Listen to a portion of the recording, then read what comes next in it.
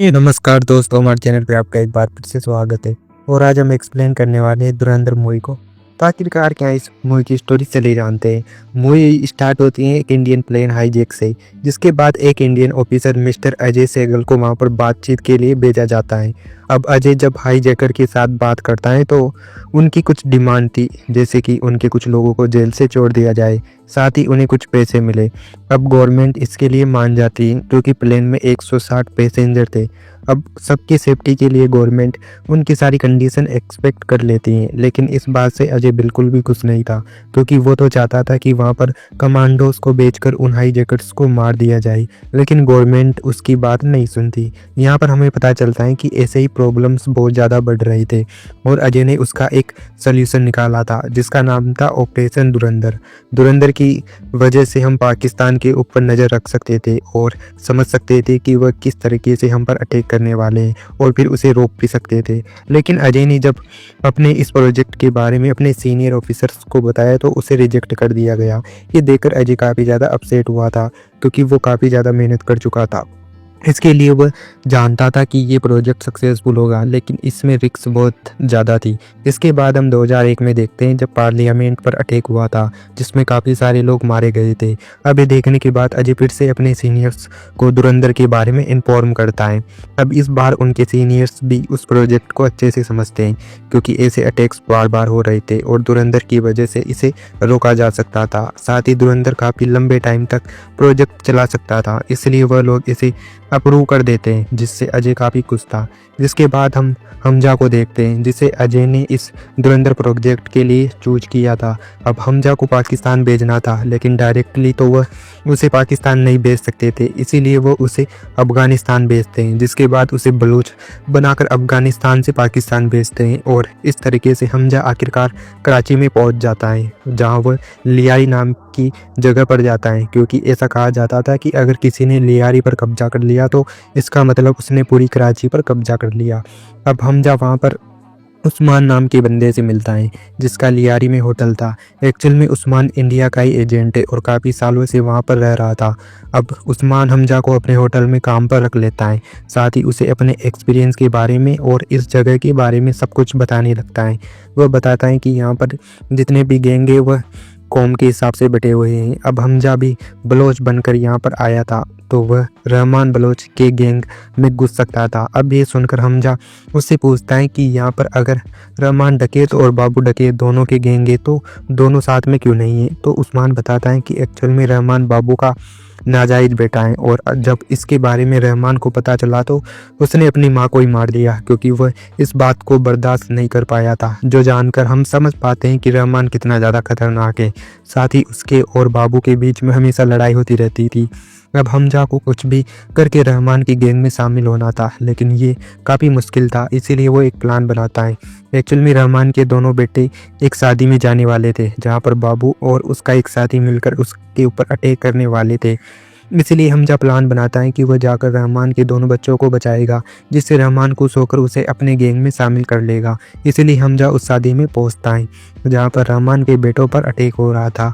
अब हमजा उन्हें बचाने की पूरी कोशिश करता है, लेकिन वह बड़े बेटे को नहीं बचा पाता।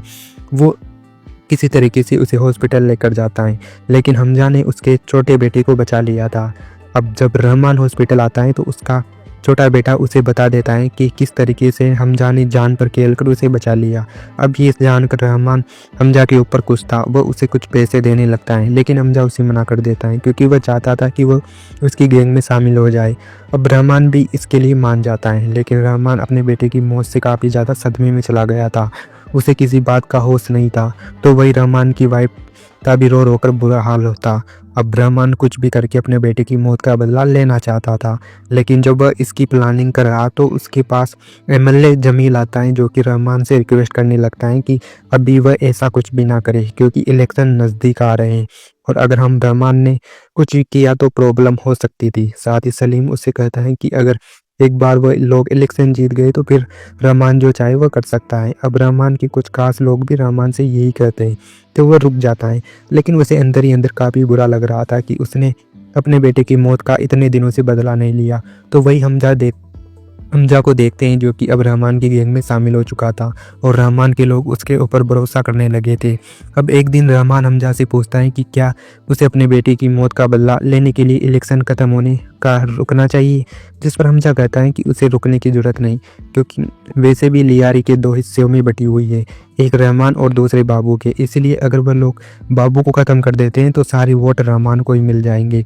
यानी कि रहमान जिस पार्टी को सपोर्ट करता है उसी को। साथ ही हमजा रहमान को मोटिवेट करता है कि उसे बदला लेने के लिए ज़्यादा इंतज़ार नहीं करना चाहिए और अपने बेटे की मौत का तुरंत बदला ले लेना चाहिए। अब ये सुनने के बाद रहमान भी उसकी बात मान लेता है, जिसके बाद वो और उसके लोग मिलकर बाबू के लोगों को ढूंढ ढूंढ कर ख़त्म करने लगते हैं और आखिरकार उन्हें बाबू मिल भी जाता है। जिसके बाद ये लोग बाबू को भी काफ़ी ज़्यादा पीटते हैं। तभी वहाँ पर रहमान आता है और रहमान बाबू को बहुत ही बुरी तरीके से मार देता है। हालांकि बाबू उसे काफ़ी रिक्वेस्ट कर रहा था कि वह उसे जिंदा छोड़ दे, लेकिन रहमान बाबू के ऊपर काफ़ी गुस्सा था क्योंकि आखिरकार उसने उसके बेटे को मारा था, इसलिए वह बाबू को भी बहुत बुरी तरीके से मार देता है। जिसके बाद उसे थोड़ा सा अच्छा फील होता है क्योंकि उसने अपने बेटे की मौत का बदला ले लिया था। अब ऐसे ही कुछ दिन बीत जाते हैं और इलेक्शन के रिजल्ट आते हैं, जहाँ पर जमील 3 लाख वोटों से जीत गया था। यानी कि जो हमजा ने आइडिया दिया था वह काफ़ी अच्छा वर्क हुआ था और जलीम जीत गया था। जिसके बाद वहाँ पर रहमान आता है और रहमान को देखकर सारी पब्लिक काफ़ी खुश होती है और ये देखकर जलीम को एहसास हो जाता है कि एक्चुअल में पब्लिक ने जलीम को नहीं बल्कि रहमान की वजह से वोट दिया है, क्योंकि पब्लिक रहमान से बहुत ज़्यादा प्यार करती थी। और ये देखकर जलीम समझ जाता है कि उसकी पावर खतरे में है, इसीलिए वह सोचने लगता है कि आखिरकार वह रहमान को ख़त्म कैसे करेगा। और तब उसके दिमाग में एक ही नाम आता है और वह कौन है इसके बारे में हमें आगे पता चल जाएगा।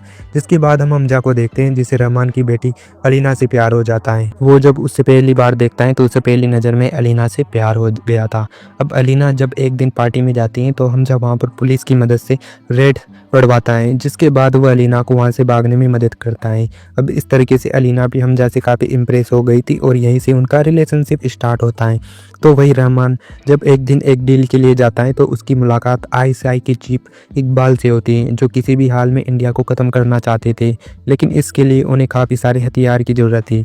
लेकिन वह लोग रहमान से हथियार नहीं खरीद सकते थे क्योंकि रहमान एक्चुअल में नकली हथियार बनाया करता था। इस लेखपाल ने उससे कहते हैं कि वह बलोच लोगों से हथियार परचेज करे। एक्चुअल में बलोच और आईएसआई वालों की बिल्कुल भी नहीं बनती थी और जब भी वह उसके साथ डील करने जाते तो कुछ ना कुछ फाइट हो जाती थी, जिससे उन दोनों के ही लोग मारे जाते थे। इसीलिए वह लोग चाहते हैं कि रहमान खुद बलोच लोग उनके साथ डील करे और उनसे हथियार खरीद ले, क्योंकि रहमान भी एक बलोच था और बलोच लोग उसके कहने पर कुछ भी करने के लिए मान जाते हैं। साथ ही इकबाल रहमान से कहता है कि उन हथियारों पर ऐसा लिखना कि वह किसी दूसरी कंट्री में बने हैं, क्योंकि अगर इंडिया में उनके हथियार पकड़े भी गए तो इन लोगों का नाम नहीं आना चाहिए। अब रहमान ये सोच में पड़ जाता है कि आखिर वो बलोच लोगों को इस तरीके से धोखा दे या नहीं, क्योंकि वो बलोच लोगों को नहीं बता सकता था कि एक्चुअल में ये हथियार इंडिया पर अटैक करने के लिए यूज होने वाले हैं। लेकिन उसके मन में काफ़ी लालच आ गया था, इसीलिए वो डिसाइड करता है कि ये डील करेगा। साथ ही इकबाल रहमान से कहता है कि रहमान को अब खुद की पार्टी शुरू करनी चाहिए ताकि सारी पावर उसके पास रहे, और यह आइडिया रहमान को भी काफ़ी अच्छा लगता है। अब जब इसके बारे में सलीम को पता चलता है तो वह काफ़ी हैरान था, क्योंकि जिस बात का उसे डर था वही हो रहा था।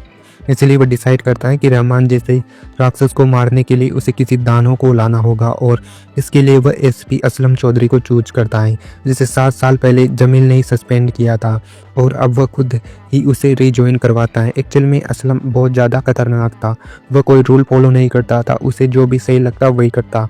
अब जब असलम जमील से मिलने आता है तो जलीम उसे बताता है कि उसे कुछ भी करके रहमान को ख़त्म करना होगा, जिस पर असलम की कुछ कंडीशन थी। असलम कहता है कि यहाँ पर जितने भी पुलिस वाले हैं वो सारे रहमान से मिले हुए हैं, इसीलिए अगर वह रहमान को मारने की कोई भी प्लानिंग करेगा तो वह पुलिस वाले उसे मार देंगे। साथ ही किसी ने रहमान को इसके बारे में खबर कर दी तो असलम के लिए और प्रॉब्लम्स खड़ी हो जाएगी, इसीलिए वह चाहता है कि उसके पास एक स्पेशल टीम हो जिसके बारे में किसी को भी पता ना हो और ना ही उन्हें किसी को जवाब देना पड़े। असलम कहता है कि वह इसके बारे में जलीम को भी कोई जवाब नहीं देगा, वो बस अपना काम करेगा। अब ये सुनने के बाद जलीम इसके लिए मान जाता है और वह असलम को पूरी परमिशन दे देता है कि वह अपने हिसाब से काम कर सकता है। तो वह रहमान अब बलोच के लोगों के साथ डील करने जाता है। तो बलोच लोग उसका काफ़ी अच्छे से स्वागत करते हैं और उसके कहने पर सारे हथियार उसे दे देते हैं। अब ऐसा करते हुए रहमान को बुरा तो लग रहा था, लेकिन उसे कराची पर राज करना था, इसीलिए वह सारे हथियार लेकर आता है। लेकिन जब वह उसे इकबाल को देने के लिए जाने वाला तो रहमान के बेटे की तबीयत बिगड़ जाती है। उसका पेट काफ़ी दर्द कर रहा था, इसीलिए रहमान अपने बेटे को लेकर हॉस्पिटल जाता है। तो वह हमजा और रहमान के एक आदमी मिलकर उन हथियारों को इकबाल को देने जाते हैं। अब यहाँ पर इकबाल एक आदमी को बहुत ही बुरी तरीके से मार रहा था। ये देखकर हमजा उससे पूछता है कि आखिर वो ऐसा क्यों कर रहा है। तो इकबाल उसे बताता है कि एक्चुअल में वह लोग इंडिया में 3 अक्टूबर को अटैक करने वाले थे, लेकिन इसकी खबर इंडिया को लग गई और उसे शक है कि इसी आदमी ने ये खबर उन तक पहुंचाई है, इसलिए वह उसे बहुत ही बुरी तरीके से मारता है। अब ये सब देखकर हमजा को काफ़ी बुरा लगता है, लेकिन वह कुछ भी नहीं कर पाता। एक्चुअल में ये सारी बातें हमजा के थ्रू ही अजय को बता चल रही थी और वह उन अटैक्स को रोक पा रहा था। तो वह हम रहमान को देखते हैं जो अपनी वाइफ और बेटे के साथ जब हॉस्पिटल जा रहा था, तभी असलम और उसके लोग मिलकर उसके ऊपर अटैक करते हैं और वह लोग रहमान के सारे लोगों को मार देते हैं। जिसके बाद रहमान अकेला बचा था और अगर वह सरेंडर नहीं कर देता तो असलम और उसके लोग रहमान की वाइफ और बेटे को भी मार देते और इसी वजह से रहमान सरेंडर कर देता है, जहाँ पर असलम रहमान को बहुत ही बुरी तरीके से मारने लगता है और वो उसे ख़त्म ही करने वाला था कि तभी हमजा उसे एक वीडियो भेजता है। एक्चुअल में हमजा ने असलम के सारे लोगों को पकड़ लिया था, उन्हें बहुत ही बुरी तरीके से पीटा था और इसीलिए हमजा उसे धमकाता है कि अगर उसने रहमान को नहीं छोड़ा तो उन सभी लोगों को मार देगा। अभी देखने के बाद असलम के पास कोई ऑप्शन नहीं था, इसलिए वह रहमान को छोड़ देता है। अब हमजा की वजह से रहमान की जान बची थी, इसीलिए वह हमजा के ऊपर और ज़्यादा भरोसा करने लगता है। अब ऐसे ही कुछ दिन बीत जाते हैं और इंडिया में 26/11 अटैक होता है, जो कि मेजर इकबाल ने करवाया था और इसके बाद वह बहुत ज़्यादा खुश था।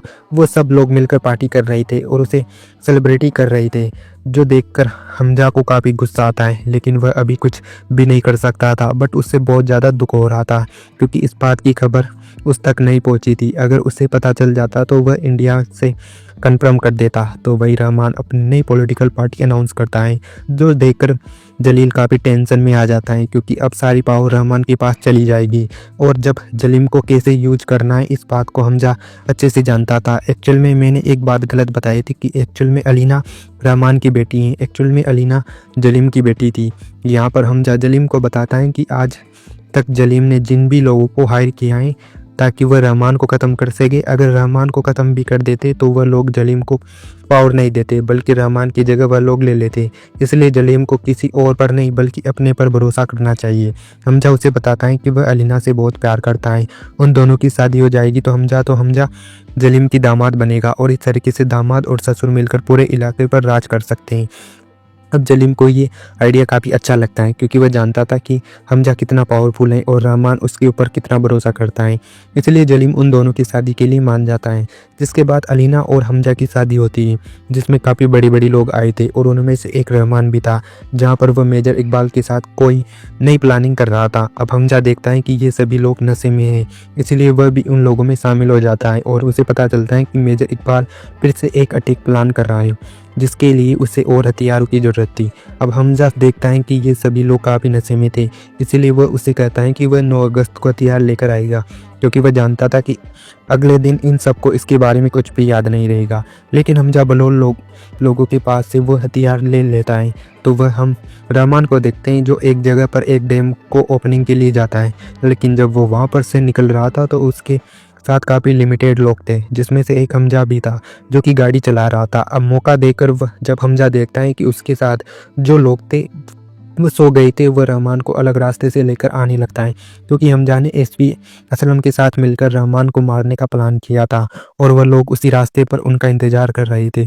तो वह रहमान भी नोटिस कर लेता है कि हमजा उसे अलग रास्ते से लेकर जा रहा है, इसलिए वो हमजा को दूसरी तरफ लेने के लिए कहता है। लेकिन हमजा जब ले नहीं रहा था तो रहमान समझ जाता है कि ज़रूर हमजा ने उसके खिलाफ कुछ प्लानिंग की है, इसलिए उन दोनों में फाइट शुरू हो जाती है और हमजा वहीं पर रहमान के साथ लड़ने लगता है कि तभी वहाँ पर एसपी असलम भी आ जाता है, जिसके बाद वह रहमान को बहुत ही बुरी तरीके से मारने लगता है।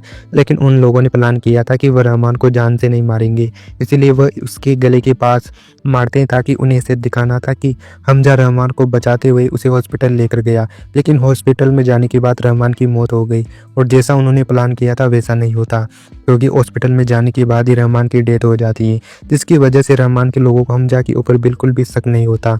जिसके बाद फिर से हमें इंडियन ऑफिसर अजय को दिखाया जाता है, जो कि बताता है कि उसने 2002 में ये धुरंधर प्रोजेक्ट स्टार्ट किया था और उसने इसके लिए ऐसे आदमी को चूज किया जो कि अगर मर भी जाए तो भी कोई फर्क नहीं पड़ेगा। साथ ही ये भी बताता है कि हमजा का असली नाम जसप्रीत सिंह रंगी है, यानी कि धुरंधर पार्ट 2 में पता चल जाएगा कि जसप्रीत की असली स्टोरी क्या थी, मतलब कैसे वह धुरंधर प्रोजेक्ट में शामिल हुआ और वह क्या वो पाकिस्तान से वापस आ पाएगा। साथ ही एंड में हमें धुरंधर 2 के कुछ क्लिप्स भी दिखाए जाते हैं। ये बताता जाता है कि धुरंधर 2 मार्च 2026 में रिलीज होगा, जो कि ये थी कि धुरंधर मूवी की स्टोरी। तो गाइस ये थी धुरंधर मूवी की स्टोरी। आई होप आप सभी को हमारा वीडियो पसंद आया होगा। पसंद आए तो वीडियो को लाइक करो, चैनल को सब्सक्राइब करो। जल्दी मिलते हैं नई वीडियो के साथ, तब तक के लिए बाय बाय।